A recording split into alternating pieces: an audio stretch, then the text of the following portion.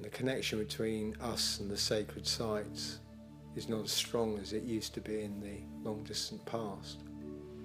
However, until relatively recently, let's say 60, 70, 80 years ago, people were still regularly visiting their local sacred sites.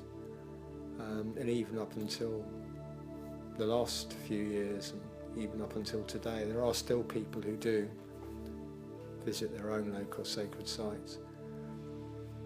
And that is a cause for joy, because sacred sites benefit from it and we benefit from it. Hunters and gatherers back in the ancient past, long before we began to grow food, were moving around the landscape constantly, and they knew where places were and the sort of energies that they had that were beneficial to them, to what they were after, especially when they were seeking food. There's a good deal of evidence for that, and you may find, for instance, up the north, on the fells, in the hilly country in the north of England, for instance, southern Scotland, a good deal of rock art, what they call rock art, which is mostly cup and rings. You'll find a lot of information on that on archaeological sites. And for many years it was considered that this artwork was produced in the Bronze Age. But actually that evidence is perhaps partial. Now it may be considered quite possible that this cup and ring and artwork is much older than the Bronze Age, certainly Neolithic. There are examples in the Neolithic, and it might even be Mesolithic, a time when we weren't actually farming. The cup and ring art, for instance, is found in various locations on the fells. There's been a lot of studies done on them, but if you go into the upland country, you'll find there's quite a lot of it around, and it's quite trance-like when you look at it. And it could also be a guidepost, A, for hunting, and B, for finding your way around on the fells where there aren't many pointers as to where you're going. That's one example, but of course most of the other prehistoric forms of standing stones, burial mounds, other sacred sites were also acting in the same way. When you pass from one sacred tree to a standing stone, to a church, to a temple, they're all interconnected, just as the energy flows are in your body. Sacred sites are not independent of each other. When I was younger, I became very interested in the Earth Mysteries scene, which was very strong in Britain in the 60s, 70s and 80s. Still is to a certain extent. This scene, which had many good ideas about the way that we acted in the past and how we could act now in terms of sacred sites, was very interested in, obviously, the archaeology and the finds at sites, but also in the idea of energy at sites. Dowsing was done at sites, and people trying to feel energies at sacred sites. In actual fact, when you feel energy within your body, that is in a way like tuning into a sacred site, because you yourself, wherever you are, is the centre of the cosmos. But when you go to a sacred site, it can increase it, especially if it's at a significant time like full moon, new moon, 6th day of the moon, solstices, and so on. Beltane is another example, May the 1st.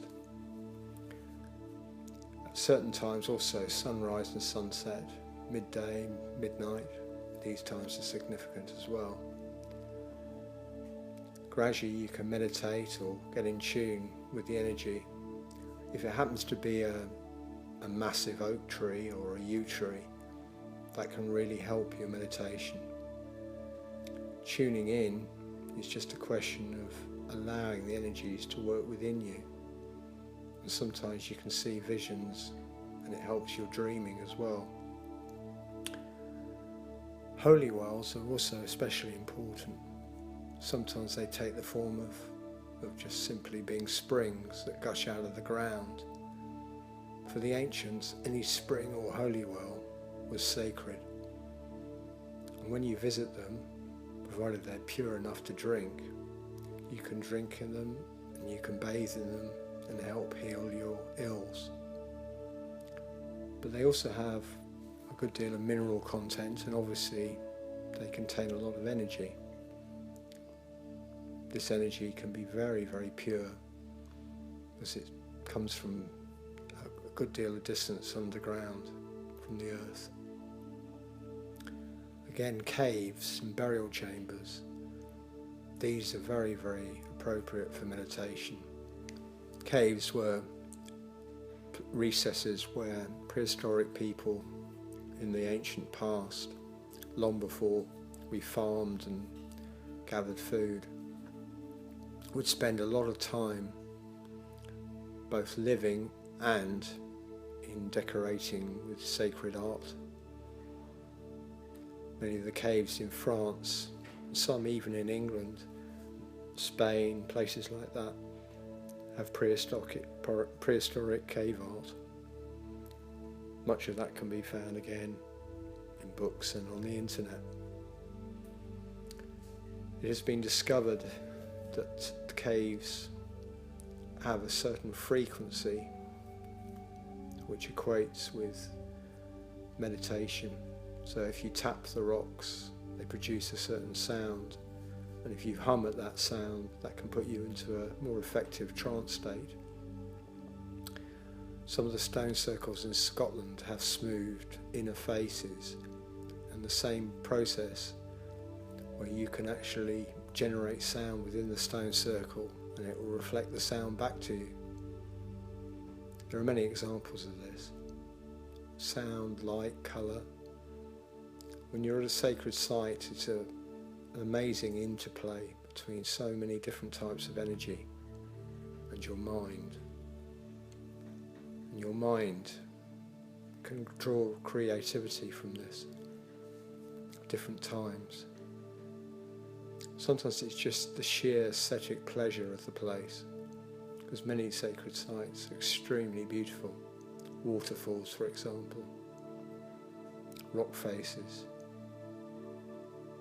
Native Australians say that the pits and crevices in rock faces are where the ancestors live. So quite often our ancestors, going back thousands, tens of thousands of years, were visiting these sites, and we should never forget that. They too drew power from them, as we can now. So you shouldn't feel alone in your search for spirituality, because the past, present and future are all one where our ancestors are concerned. And in the past, people would constantly visit sites in order to consult with the ancestors and draw from their wisdom. We should feel confident that we can still do the same today.